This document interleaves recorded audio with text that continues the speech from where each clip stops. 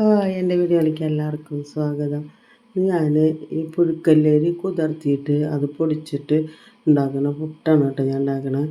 അത് നന്നായി പൊടിച്ച് ഉപ്പും ജീരകവും ഇട്ട് കുഴച്ച് സാധാരണത്തെ മാതിരി തന്നെ കുഴച്ച് നമ്മൾ കുതിർത്തിയതിന് ശേഷം ഞാനത് പൊടിച്ചിട്ടുള്ളതാണ് കേട്ടോ. എന്നാലും നമുക്കതിൽ വെള്ളം ചേർക്കണമല്ലോ പാകത്തിനനുസരിച്ച്.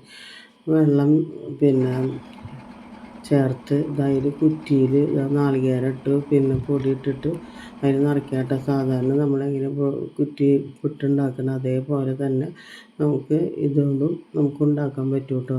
അങ്ങനെ ഓരോ കൈ പൊടി ഇട്ടിട്ട് അതിനനുസരിച്ചുള്ള നാളികേരം ഇട്ട് അങ്ങനെ ഒരു കുറ്റി നിറച്ച് നമുക്ക് കുക്കറിൻ്റെ മീതെ വയ്ക്കണ കുറ്റിയാണ് കേട്ടോ.